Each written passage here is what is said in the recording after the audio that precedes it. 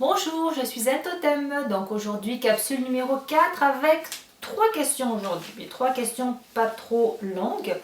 Première question, comment vivre l'abondance à tous les niveaux positifs? C'est une excellente question.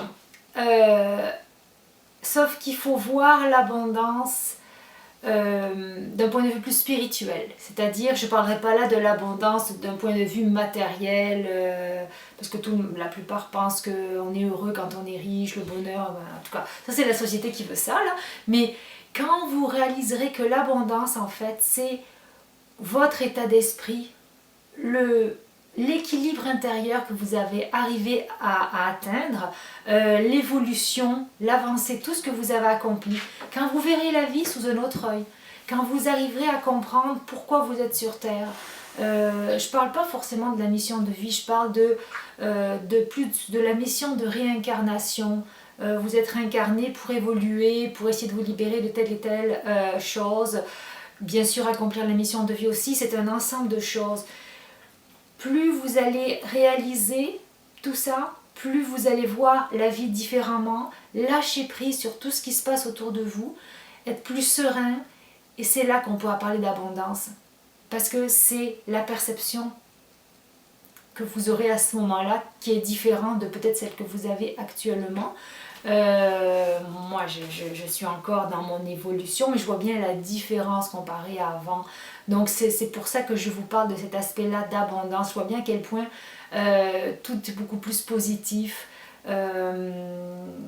Les accords Toltec aussi sont bien importants, ne pas être dans le jugement, faire attention à ce qu'on dit. Je sais pas, c'est un tout, mais tout s'apprend avec.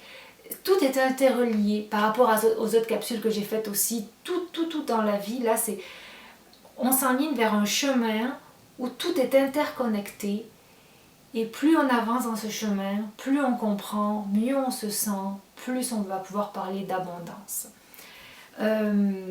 Donc ça, c'est pour ce point-là. Comment je peux accéder à mes facultés psychiques et physiques? Alors là, je vous dirais, c'est d'être dans le lâcher-prise. Parce que plus on veut quelque chose, plus on est dans l'attente d'avoir, de voir ou d'entendre, ou d'avoir accès à ces facultés-là, plus on bloque. Donc, il faut être dans le lâcher-prise et accepter que ça va arriver quand vous serez prête. Et quand vous serez prête, ce sera quand, encore une fois, au fur et à mesure de votre avancée. Puis ça ne va pas arriver d'un coup, là. Ça va être petit à petit.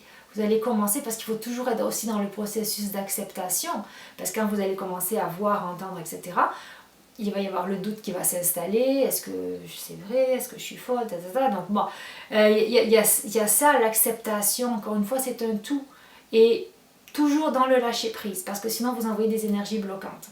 Je sais, on dit toujours la pensée est créatrice, on veut, on peut. Oui, mais là c'est un petit peu différent. Pour avoir accès à ces facultés-là, lâcher prise, accepter que ça arrivera quand ce sera le temps. Comment me tourner vers mes anges, famille, amis, défunts autour de moi? Déjà, sachez que ils vous entendent, que vous parliez à voix haute ou dans votre esprit, tout le monde vous entend. Eux, souvent, vont communiquer avec vous dans les rêves, surtout quand il y a des événements importants qui se préparent en général. Je ne sais pas si vous avez remarqué, c'est peut-être là que votre famille ou vos amis défunts vont arriver dans les rêves. Les guides, même les défunts aussi, ça peut être aussi dans la vie de tous les jours. Là, j'y vais quand eux se manifestent. Donc, quel signe quand vous trouvez toujours les plumes, 10 sous, 10 sous au Québec, là, en tout cas de l'argent par terre. Quand vous, des fois c'est les chansons aussi, vous surprenez une conversation, puis on dirait qu'il y a quelques petits mots qui sont encore plus forts, puis qui vous marquent, ou pas qui vous appellent, mais qui ont un effet sur vous.